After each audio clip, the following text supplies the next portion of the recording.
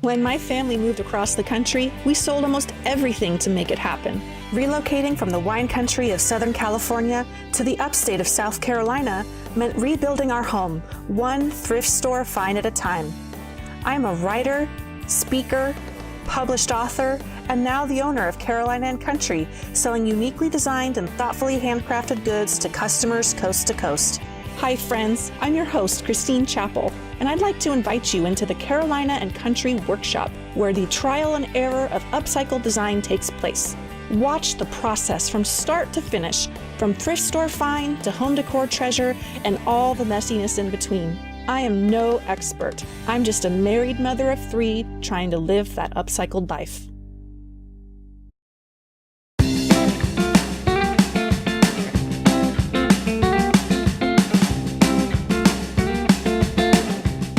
So today I am working indoors because it is simply too cold in the workshop to get anything done.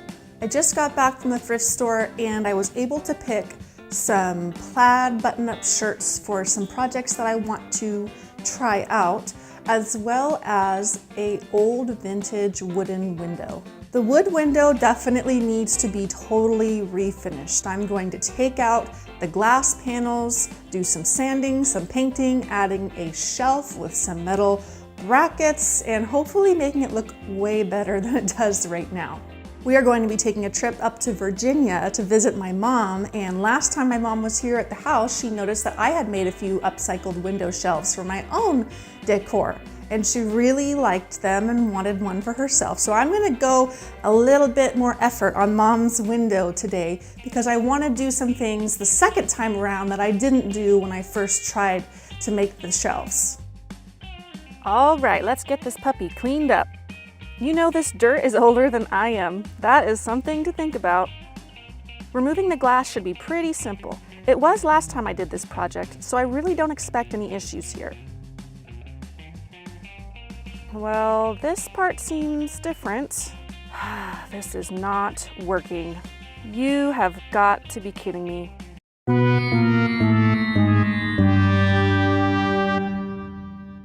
You are not going to believe this. I picked using this window on the show because I was certain I wasn't going to have a problem. I have done this before. This is not a trial and error design process. It's a project I've already done. I should be able to have smooth sailing, right? Well, wrong. You see, the window I worked on previously had a seal around the glass pane that adhered it to the wood, but it was vintage, so it was deteriorating and falling apart. It was really easy with my hammer and my awl to just simply chisel it all apart and take the glass out. And that is not the case with this window. This window has been repaired. Now, visually, it doesn't look so great. It was not a very good visual repair, but because it's so difficult to remove, I can tell that at least it did the job and it's sealed up because that sucker is on tight. I've already broken the glass in a few different places because I'm trying to chisel it and hitting the hammer so hard. I'm thinking I either need to research and see if there's a way to have this process go much more smoothly, or I'm going to need to get a different window. So here's what we're gonna do. We are going to try to upcycle this super downer of a moment by taking a listen to my friend Niki Hardy. Niki is this week's Upcycled Minute guest, and she has some wonderful words of encouragement for us.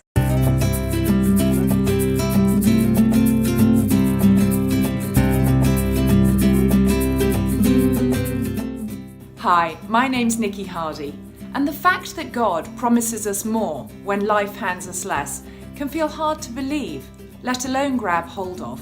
In John 10:10, Jesus promised to give us life, and life in all its fullness. But when life stinks worse than a teenager's sneaker on a hot summer's day, it can feel like that fullness has just slipped through our fingers. When that happens, I have to go back to the promises that God made us right at the get-go. He promised to help us, to provide for us, to comfort us, to give us peace and joy, and He promised to never ever leave us. And God's a promise keeper, not a promise breaker. Each of His promises reminds us that He wants to meet us in the storms of life and give us everything we need to not just survive them, but to thrive in them. Living the upcycled life means believing that life doesn't have to be pain-free to be full, and that God will meet us in our pain and our tears and our heartache and give us everything we need to grasp that full life, no matter what our circumstances.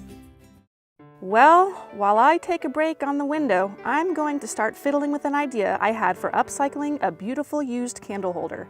I asked my friend Laura at 605 Candle Company, and she said to put the glass into about an inch of boiling water. After a couple minutes, the old wax is melted enough to pull out, though pulling the burnt wick with tweezers does not work. So bring on the fork. And it actually comes out really easily. And yeah, you've got to pull out the bottom of the old wick too. There's still wax on the inside of the glass, so I put it back into the water to loosen it up. Yay! No more crusty candle holder! So I take a couple of glass containers to Laura's candle making workshop because girls just want to play with smelly oil combos. Oh right, so this is Marge, the enormous wax smelter, and this is Mildred, her much more petite companion. Those are soy wax flakes waiting to be melted. Candle making is complicated. You've got to measure to get the proper wick diameter or the candle will be a total dud. While Mildred melts our wax, we mix and match oils for just the right custom scent. When we're ready with our oil blend, it's time to pour the wax out.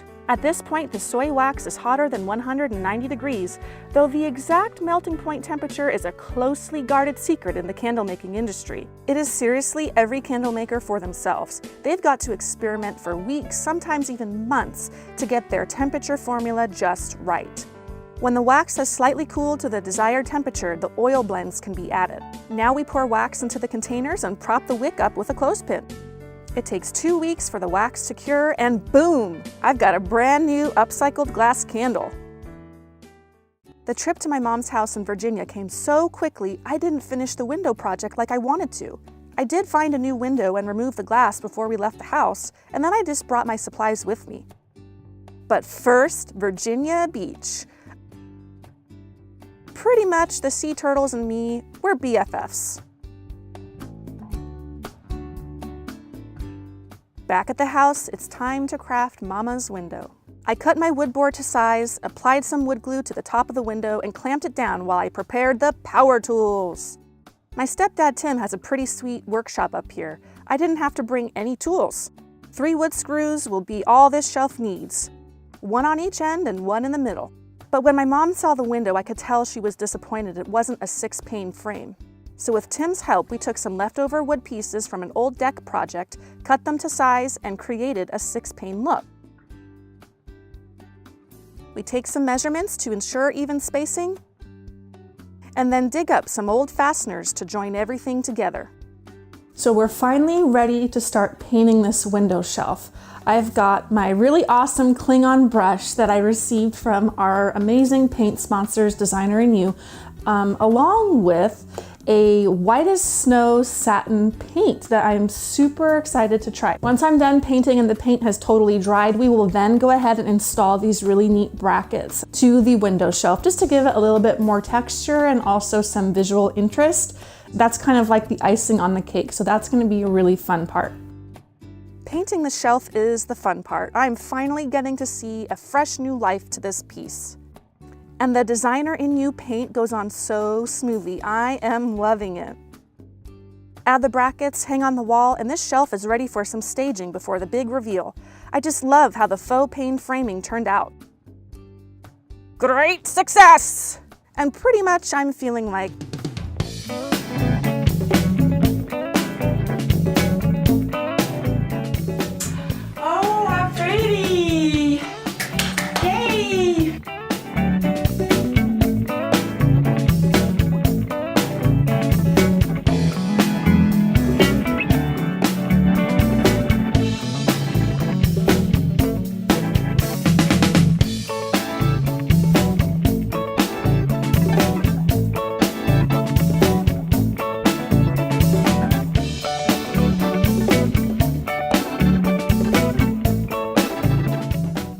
it really came as a surprise to me that I had so much trouble with that window, especially because I had worked on other window projects just like that before. But I was really encouraged even through my frustration by Niki Hardy's words in her Upcycled Minute when she said that life doesn't have to be pain-free to be full.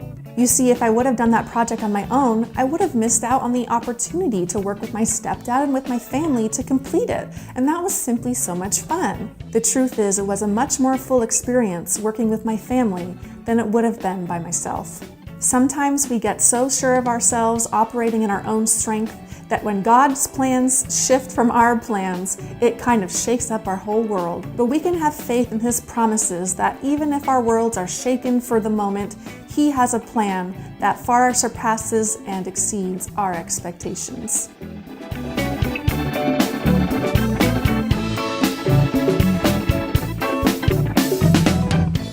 I hope you enjoyed today's episode of That Upcycled Life with our special guest, Niki Hardy. If you liked it, give us a thumbs up and be sure to subscribe at our YouTube channel so you can be notified when new content releases. Okay, can we do this and everyone participate? Can everyone be cool? Can everyone be cool, please? Audio and video, be cool.